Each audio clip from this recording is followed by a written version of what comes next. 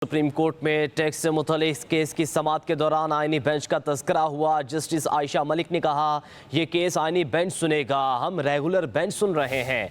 Justice Mansoor Ali Shah बोले, इस वक्त तो कोई आईनी बेंच नहीं, तो ये जो गैर आईनी बेंच बैठा है इसका क्या करना है? जब तक आईनी बेंच नहीं बैठेगा क्या हम गैर आईनी हैं?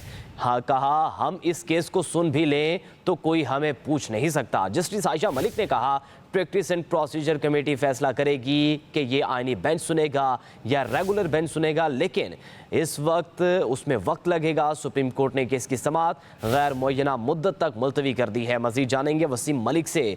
वसीम, बताइएगा समाअत के बारे में। देखिए, बिल्कुल जब से ये 26वीं आईनी तरामीम मंजूर हुई और उसके बाद सुप्रीम कोर्ट ऑफ पाकिस्तान में एक आईनी बेंच जो है उसके लिए जजेस की नामजदगी हुई, तब से एक मसला जो रोजाना की बुनियाद पर मुख्तलिफ साइलिन को दरपेश है, वो ये है कि जब बेंच में किसी में केस लगा होता है तो उसमें अगर कोई आईनी नुक्ता होता है तो फिर जजेस की जानिब से भी इस तरह के रिमार्क्स आते हैं और ये भी तय करना होता है कि क्या ये जो मुकदमा है ये रोजमर्रा का जो आम बेंच है वो सुनेगा या आईनी बेंच के सामने ये मुकदमा जाएगा। तो इसी तरह का आज एक टैक्स मैटर का मामला था और इसमें जस्टिस आयशा मलिक ने ये रिमार्क्स दिए कि ये केस आईनी बेंच सुनेगा, हम रेगुलर बेंच सुन रहे हैं। जिस पर जस्टिस मंसूर अली शाह जो है उन्होंने कुछ अहम तरीन ऑब्जर्वेशन ये दी कि जब तक कोई आईनी बेंच नहीं बैठेगा तो क्या हम गैर आईनी हैं। उसके साथ साथ उन्होंने कहा कि हम इस केस को सुन भी लें तो हमसे कोई पूछ नहीं सकता।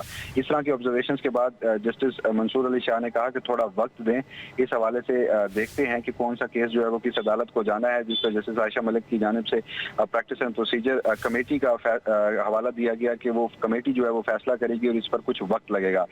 जिस पर जो जस्टिस मंसूर अली शाह है उन्होंने कहा कि हम सिर्फ गपशप लगा रहे हैं। सुप्रीम कोर्ट में टैक्स से मुतल्लिक केस की समाअत के दौरान आईनी बेंच का तज़किरा हुआ। जस्टिस आयशा मलिक ने कहा, यह केस आईनी बेंच सुनेगा, हम रेगुलर बेंच सुन रहे हैं। जस्टिस मंसूर अली शाह बोले, इस वक्त तो कोई आईनी बेंच नहीं, तो ये जो गैर आईनी बेंच बैठा है इसका क्या करना है? जब तक आईनी बेंच नहीं बैठेगा क्या हम गैर आईनी हैं? हाँ, कहा हम इस केस को सुन भी लें तो कोई हमें पूछ नहीं सकता। जस्टिस आयशा मलिक ने कहा, प्रैक्टिस एंड प्रोसीजर कमेटी फैसला करेगी कि ये आईनी बेंच सुनेगा या रेगुलर बेंच सुनेगा, लेकिन इस वक्त उसमें वक्त लगेगा। सुप्रीम कोर्ट ने केस की समाअत गैर मुअय्यना मुद्दत तक मुलतवी कर दी है। मजीद जानेंगे वसीम मलिक से। वसीम, बताइएगा समाअत के बारे में।